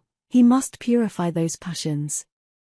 It is in the purification of his lower nature that a man becomes strong and godlike, standing firmly upon the ideal center within, and rendering all temptations powerless and ineffectual. This purification is effected by thoughtful care, earnest meditation, and holy aspiration, and as success is achieved confusion of mind and life pass away, and calmness of mind and spiritualized conduct ensure. True strength and power and usefulness are born of self-purification, for the lower animal forces are not lost, but are transmuted into intellectual and spiritual energy. The pure life, pure in thought and deed, is a life of conservation of energy. The impure life, even should the impurity not extend beyond thought, is a life of dissipation of energy. The pure man is more capable, and therefore more fit to succeed in his plans and to accomplish his purposes than the impure. Where the impure man fails, the pure man will step in and be victorious, because he directs his energies with a calmer mind and a greater definiteness and strength of purpose. With the growth in purity, all the elements which constitute a strong and virtuous manhood are developed in an increasing degree of power, and as a man brings his lower nature into subjection, and makes his passions do his bidding, just so much will he mold the outer circumstances of his life, and influence others for good. The third stage of self-discipline, that of relinquishment, is a process of letting the lower desires and all impure and unworthy thoughts drop out of the mind, and also refusing to give them any admittance, leaving them to perish. As a man grows purer, he perceives that all evil is powerless, unless it receives his encouragement, and so he ignores it, and lets it pass out of his life. It is by pursuing this aspect of self-discipline that a man enters into and realizes the divine life, and manifests those qualities which are distinctly divine, such as wisdom, patience, non-resistance, compassion, and love. It is here, also, where a man becomes consciously immortal, rising above all the fluctuations and uncertainties of life, and living in an intelligent and unchangeable peace. By self-discipline a man attains to every degree of virtue and holiness, and finally becomes a purified son of God, realizing his oneness with the central heart of all things. Without self-discipline a man drifts lower and lower, approximating more and more nearly to the beast, until at last he grovels, a lost creature, in the mire of his own befoulment. By self-discipline a man rises higher and higher, approximating more and more nearly to the divine, until at last he stands erect in his divine dignity, a saved soul, glorified by the radiance of his purity. Let a man discipline himself, and he will live. Let a man cease to discipline himself, and he will perish. As a tree grows in beauty, health, and fruitfulness by being carefully pruned and tended, so a man grows in grace and beauty of life by cutting away all the branches of evil from his mind, and as he tends and develops the good by constant and unfailing effort. As a man by practice acquires proficiency in his craft, so the earnest man acquires proficiency in goodness and wisdom. Men shrink from self-discipline because in its early stages it is painful and repellent, and the yielding to desire is, at first, sweet and inviting, but the end of desire is darkness and unrest, whereas the fruits of discipline are immortality and peace. 16. Resolution. Resolution is the directing and impelling force in individual progress. Without it no substantial work can be accomplished. Not until a man brings resolution to bear upon his life does he consciously and rapidly develop, for a life without resolution is a life without aims, and a life without aims is a drifting and unstable thing. Resolution may of course be linked to downward tendencies, but it is more usually the companion of noble aims and lofty ideals, and I am dealing with it in this its highest use and application. When a man makes a resolution, it means that he is dissatisfied with his condition, and is commencing to take himself in hand with a view to producing a better piece of workmanship out of the mental materials of which his character and life are composed, and in so far as he is true to his resolution he will succeed in accomplishing his purpose. The vows of the saintly ones are holy resolutions directed toward some victory over self, and the beautiful achievements of holy men and the glorious conquests of the divine teachers were rendered possible and actual by the pursuit of unswerving resolution. To arrive at the fixed determination to walk a higher path than heretofore, although it reveals the great difficulties which have to be surmounted, it yet makes possible the treading of that path, and illuminates its dark places with the golden halo of success. The true resolution is the crisis of long thought, protracted struggle, or fervent but unsatisfied aspiration. It is no light thing, no whimsical impulse or vague desire, but a solemn and irrevocable determination not to rest nor cease from effort until the high purpose which is held in view is fully accomplished. Half-hearted and premature resolution is no resolution at all, and is shattered at the first difficulty. A man should be slow to form a resolution. He should searchingly examine his position and take into consideration every circumstance and difficulty connected with his decision, and should be fully prepared to meet them. He should be sure that he completely understands the nature of his resolution, that his mind is finally made up, and that he is without fear and doubt in the matter. With the mind thus prepared, the resolution that is formed will not be departed from, and by the aid of it a man will, in due time, accomplish his strong purpose. Hasty resolutions are futile. The mind must be fortified to endure. Immediately the resolution to walk a higher path is made, temptation and trial begin. Men have found that no sooner have they decided to lead a truer and nobler life than they have been overwhelmed with such a torrent of new temptations and difficulties as make their position almost unendurable, and many men, because of this, relinquish their resolution. But these temptations and trials are a necessary part of the work of regeneration upon which the man has decided and must be hailed as friends and met with courage if the resolution is to do its work. For what is the real nature of a resolution? Is it not the sudden checking of a particular stream of conduct, and the endeavor to open up an entirely new channel? Think of an engineer who decides to turn the course of a powerfully running stream or river in another direction. He must first cut his new channel, and must take every precaution to avoid failure in the carrying out of his undertaking. But when he comes to the all-important task of directing the stream into its new channel, then the flowing force, which for ages has steadily pursued its accustomed course, becomes refractory, and all the patience and care and skill of the engineer will be required for the successful completion of the work. It is even so with the man who determines to turn his course of conduct in another and higher direction.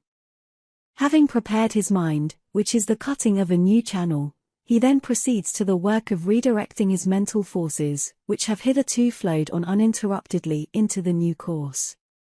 Immediately this is attempted, the arrested energy begins to assert itself in the form of powerful temptations and trials hitherto unknown and unencountered. And this is exactly as it should be. It is the law, and the same law that is in the water is in the mind. No man can improve upon the established law of things, but he can learn to understand the law instead of complaining, and wishing things were different.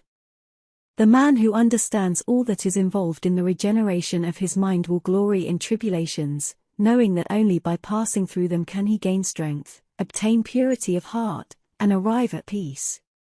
And as the engineer at last, perhaps after many mistakes and failures, succeeds in getting the stream to flow on peacefully in the broader and better channel, and the turbulence of the water is spent, and all dams can be removed, so the man of resolution at last succeeds in directing his thoughts and acts into the better and nobler way to which he aspires, and temptations and trials give place to steadfast strength and settled peace.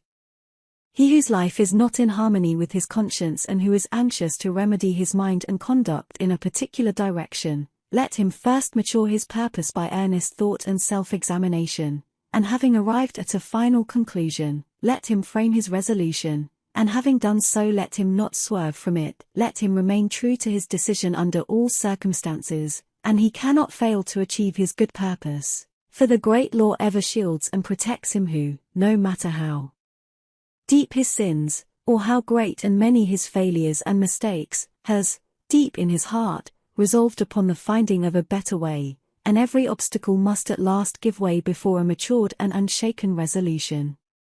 17. The glorious conquest. Truth can only be apprehended by the conquest of self. Blessedness can only be arrived at by overcoming the lower nature. The way of truth is barred by a man's self. The only enemies that can actually hinder him are his own passions and delusions. Until a man realizes this, and commences to cleanse his heart, he has not found the path which leads to knowledge and peace. Until passion is transcended, truth remains unknown. This is the divine law. A man cannot keep his passions and have truth as well. Error is not slain until selfishness is dead. The overcoming of self is no mystical theory, but a very real and practical thing. It is a process which must be pursued daily and hourly, with unswerving faith and undaunted resolution if any measure of success is to be achieved. The process is one of orderly growth, having its sequential stages, like the growth of a tree, and as fruit can only be produced by carefully and patiently training the tree, even so the pure and satisfying fruits of holiness can only be obtained by faithfully and patiently training the mind in the growth of right thought and conduct. There are 5 steps in the overcoming of passion, which includes all bad habits and particular forms of wrongdoing, which I will call 1. Repression. 2. Endurance. 3. Elimination. 4. Understanding. 5. Victory. When men fail to overcome their sins, it is because they try to begin at the wrong end. They want to have the stage of victory without passing through the previous 4 stages. They are in the position of a gardener who wants to produce good fruit without training and attending to his trees. Repression consists in checking and controlling the wrong act, such as an outburst of temper, a hasty or unkind word, a selfish indulgence, etc., and not allowing it to take actual form. This is equivalent to the gardener nipping off the useless buds and branches from his tree. It is a necessary process, but a painful one. The tree bleeds while undergoing the process, and the gardener knows that it must not be taxed too severely. The heart also bleeds when it refuses to return passion for passion, when it ceases to defend and justify itself. It is the process of mortifying the members of which St. Paul speaks. But this repression is only the beginning of self-conquest. When it is made an end in itself, and there is no object of finally purifying the heart, that is a stage of hypocrisy, a hiding of one's true nature, and striving to appear better in the eyes of others than one really is. In that case it is an evil, but when adopted as the first stage toward complete purification, it is good. Its practice leads to the second stage of endurance, or forbearance, in which one silently endures the pain which arises in the mind when it is brought in contact with certain actions and attitudes of other minds toward one. As success is attained in this stage, the striver comes to see that all his pain actually arises in his own weaknesses, and not in the wrong attitudes of others toward him, these latter being merely the means by which his sins are brought to the surface and revealed to him. He thus gradually exonerates all others from blame in his falls and lapses of conduct, and accuses only himself, and so learns to love those who thus unconsciously reveal to him his sins and shortcomings. Having passed through these 2 stages of self-crucifixion, the disciple enters the third, that of elimination, in which the wrong thought which lay behind the wrong act is cast from the mind immediately it appears. At this stage, conscious strength and holy joy begin to take the place of pain, and the mind having become comparatively calm, the striver is enabled to gain a deeper insight into the complexities of his mind, and thus to understand the inception, growth, and outworking of sin. This is the stage of understanding. Perfection in understanding leads to the final conquest of self, a conquest so complete that the sin can no more rise in the mind even as a thought or impression, for when the knowledge of sin is complete, when it is known in its totality, from its inception as a seed in the mind to its ripened outgrowth as act and consequence, then it can no more be allowed a place in life, but it is abandoned forever. Then the mind is at peace. The wrong acts of others no longer arouse wrong and pain in the mind of the disciple. He is glad and calm and wise. He is filled with love, and blessedness abides with him. And this is victory. 18. Contentment in activity. The confounding of a positive spiritual virtue or principle with a negative animal vice is common amongst writers even of what is called the advanced thought school, and much valuable energy is frequently expended in criticizing and condemning, where a little calm reasoning would have revealed a greater light, and led to the exercise of a broader charity. The other day I came across a vigorous attack upon the teaching of love, wherein the writer condemned such teaching as weakly, foolish, and hypocritical. Needless to say, that which he was condemning as love, was merely weak sentimentality and hypocrisy. Another writer in condemning meekness does not know that what he calls meekness is only cowardice, while another who attacks chastity as a snare, is really confusing painful and hypocritical restraint with the virtue of chastity. And just lately I received a long letter from a correspondent who took great pains to show me that contentment is a vice, and is the source of innumerable evils. That which my correspondent called contentment is, of course, animal indifference. The spirit of indifference is incompatible with progress, whereas the spirit of contentment may, and does, attend the highest form of activity, the truest advancement and development. Indolence is the twin sister of indifference, but cheerful and ready action is the friend of contentment. Contentment is a virtue which becomes lofty and spiritual in its later developments, as the mind is trained to perceive and the heart to receive the guidance, in all things, of a merciful law. To be contented does not mean to forego effort, it means to free effort from anxiety. It does not mean to be satisfied with sin and ignorance and folly, but to rest happily in duty done, work accomplished. A man may be said to be content to lead a groveling life, to remain in sin and in debt, but such a man's true state is one of indifference to his duty, his obligations, and the just claims of his fellow men. He cannot truly be said to possess the virtue of contentment. He does not experience the pure and abiding joy which is the accompaniment of active contentment. So far as his true nature is concerned, he is a sleeping soul, and sooner or later will be awakened by intense suffering, having passed through which he will find that true contentment which is the outcome of honest effort and true living. There are 3 things with which a man should be content. 1. With whatever happens. 2. With his friendships and possessions. 3. With his pure thoughts. Contented with whatever happens, he will escape grief. With his friends and possessions, he will avoid anxiety and wretchedness, and with his pure thoughts, he will never go back to suffer and grovel in impurities. There are 3 things with which a man should not be content. 1. With his opinions. 2. With his character. 3. With his spiritual condition. Not content with his opinions, he will continually increase in intelligence. Not content with his character, he will ceaselessly grow in strength and virtue, and not content with his spiritual condition, he will, every day, enter into a larger wisdom and fuller blessedness. In a word, a man should be contented, but not indifferent to his development as a responsible and spiritual being. The truly contented man works energetically and faithfully, and accepts all results with an untroubled spirit, trusting, at first, that all is well, but afterwards, with the growth of enlightenment, knowing that results exactly correspond with efforts.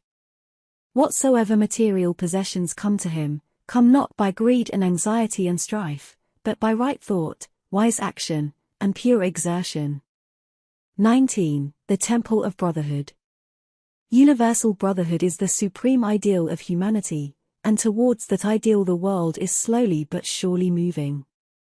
Today, as never before, numbers of earnest men and women are striving to make this ideal tangible and real. Fraternities are springing up on every hand, and press and pulpit, the world over, are preaching the brotherhood of man.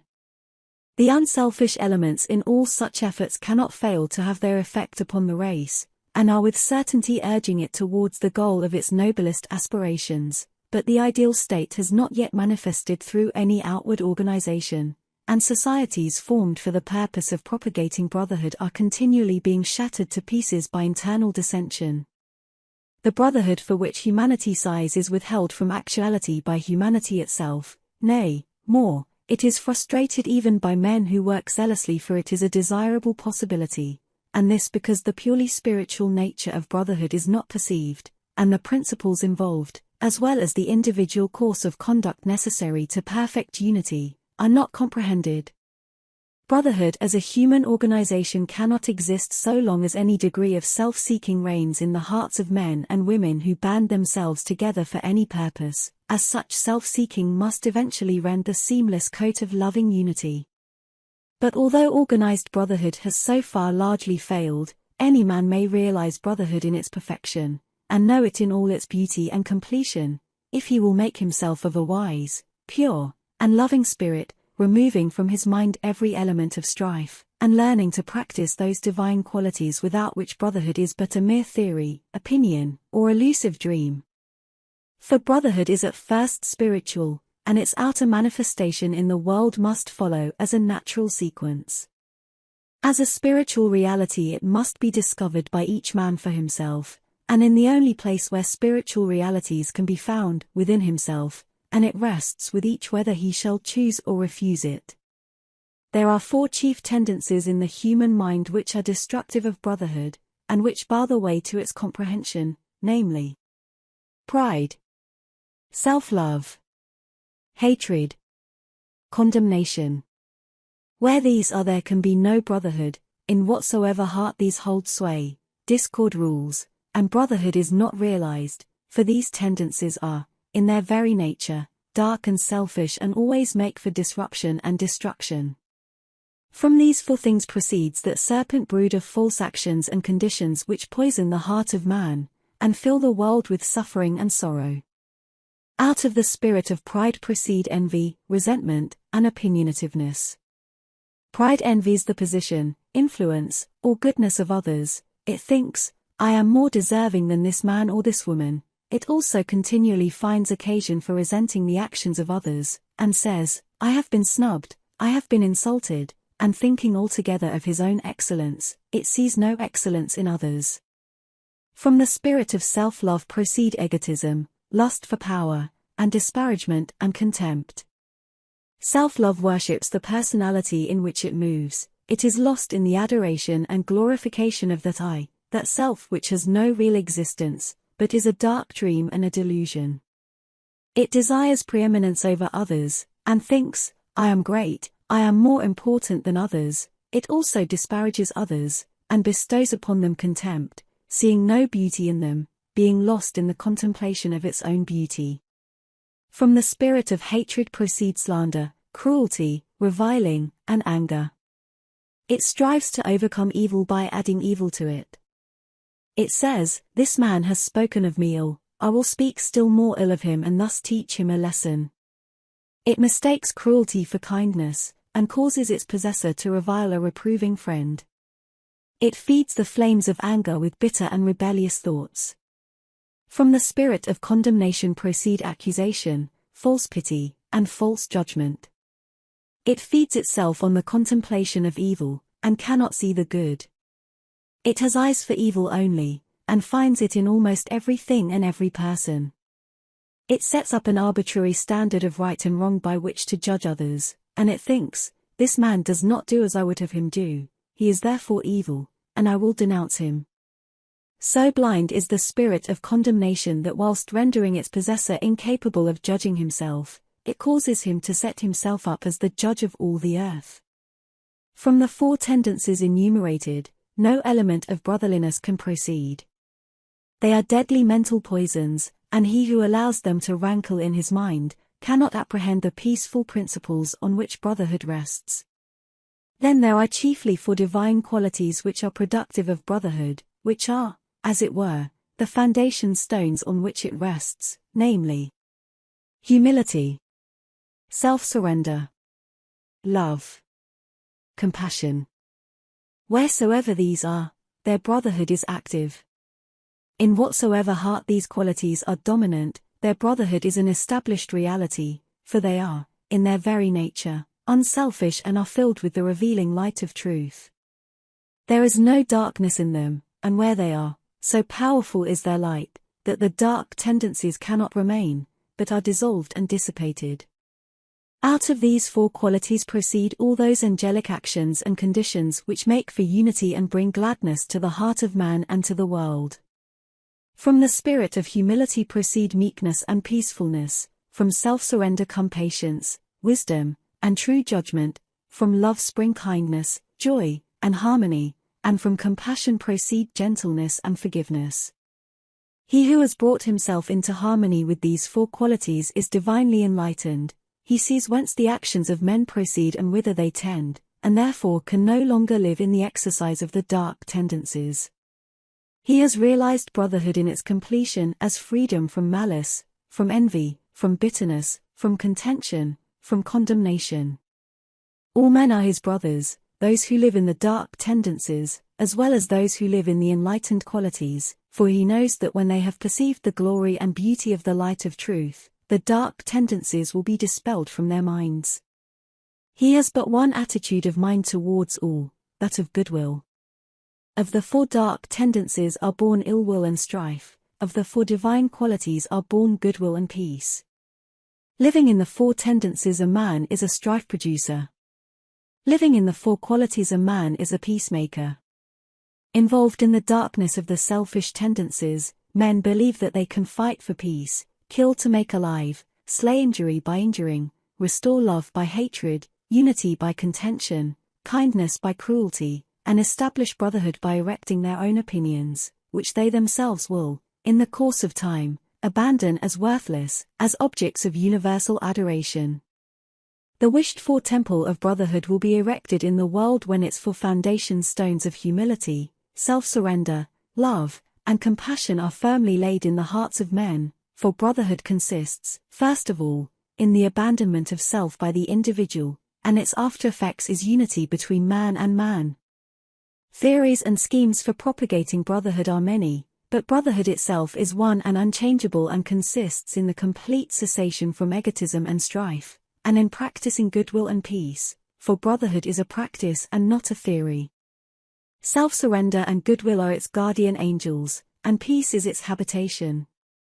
Where 2 are determined to maintain an opposing opinion, the clinging to self and ill will are there, and brotherhood is absent. Where 2 are prepared to sympathize with each other, to see no evil in each other, to serve and not to attack each other, the love of truth and goodwill are there, and brotherhood is present. All strifes, divisions, and wars inhere in the proud, unyielding self, all peace, unity, and concord inhere in the principles which the yielding up of self reveals. Brotherhood is only practiced and known by him whose heart is at peace with all the world. 20. Pleasant pastures of peace. He who aspires to the bettering of himself and humanity should ceaselessly strive to arrive at the exercise of that blessed attitude of mind by which he is enabled to put himself, mentally and sympathetically in the place of others, and so, instead of harshly and falsely judging them, and thereby making himself unhappy without adding to the happiness of those others, he will enter into their experience, will understand their particular frame of mind, and will feel for them and sympathize with them.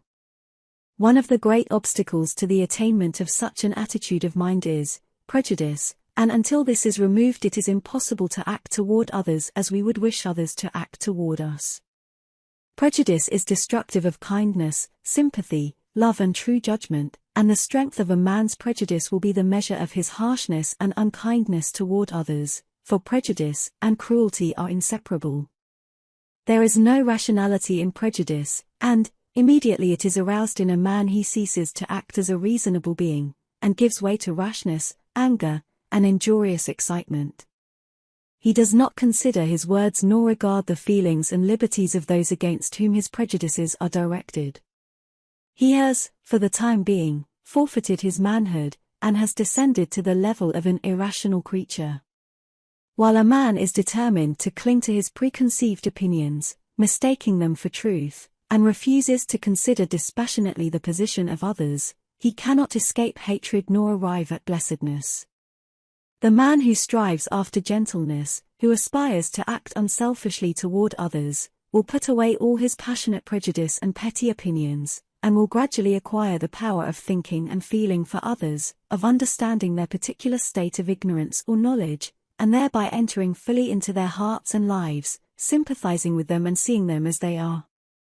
Such a man will not oppose himself to the prejudices of others by introducing his own, but will seek to allay prejudice by introducing sympathy and love, striving to bring out all that is good in men, encouraging the good by appealing to it, and discouraging the evil by ignoring it.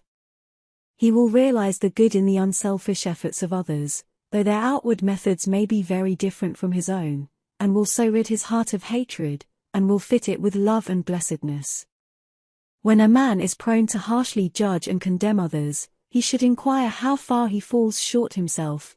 He should also reconsider those periods of suffering when he himself was misjudged and misunderstood, and, gathering wisdom and love from his own bitter experience, should studiously and self-sacrificingly refrain from piercing with anguish hearts that are as yet too weak to ignore, too immature and uninstructed to understand. Sympathy is not required towards those who are purer and more enlightened than oneself, as the purer one lives above the necessity for it. In such a case reverence should be exercised, with a striving to lift one's self up to the purer level, and so enter into possession of the larger life. Nor can a man fully understand one who is wiser than himself, and before condemning, he should earnestly ask himself whether he is, after all, better than the man whom he has singled out as the object of his bitterness. If he is, let him bestow sympathy. If he is not, let him exercise reverence. For thousands of years the sages have taught, both by precept and example, that evil is only overcome by good, yet still that lesson for the majority remains unlearned. It is a lesson profound in its simplicity, and difficult to learn because men are blinded by the illusions of self. Men are still engaged in resenting, condemning, and fighting the evil in their own fellow men, thereby increasing the delusion in their own hearts, and adding to the world's sum of misery and suffering. When they find out that their own resentment must be eradicated, and love put in its place, evil will perish for lack of sustenance. With burning brain and heart of hate, I sought my wronger, early, late, and all the wretched night and day. My dream and thought was slay, and slay. My better self rose uppermost. The beast within my bosom lost itself in love, peace from afar shone o'er me radiant like a star. I slew my wronger with a deed of love, I made him bleed with kindness, and I filled for years his soul with tenderness and tears.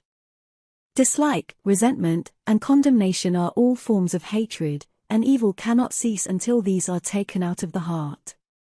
But the obliterating of injuries from the mind is merely one of the beginnings in wisdom. There is a still higher and better way. And that way is so to purify the heart and enlighten the mind that, far from having to forget injuries, there will be none to remember. For it is only pride in self that can be injured and wounded by the actions and attitudes of others, and he who takes pride in self out of his heart can never think the thought, I have been injured by another or I have been wronged by another. From a purified heart proceeds the right comprehension of things, and from the right comprehension of things proceeds the life that is peaceful, freed from bitterness and suffering, calm and wise. He who thinks, this man has injured me, has not perceived the truth in life, falls short of that enlightenment which disperses the erroneous idea of evil as a thing to be hatefully resented.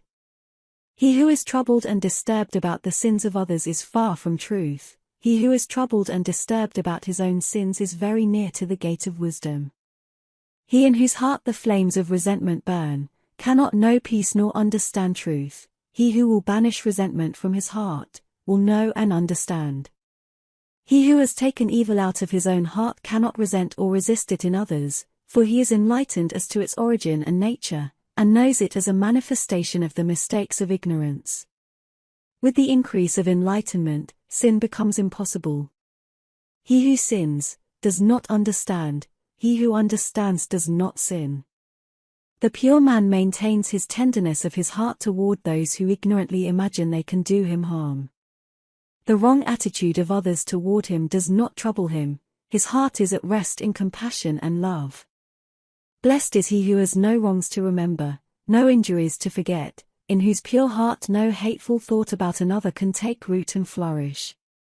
Let those who aim at the right life, who believe that they love truth, cease to passionately oppose themselves to others, and let them strive to calmly and wisely understand them, and in thus acting toward others they will be conquering themselves, and while sympathizing with others, their own souls will be fed with the heavenly dews of kindness, and their hearts be strengthened and refreshed in the pleasant pastures of peace.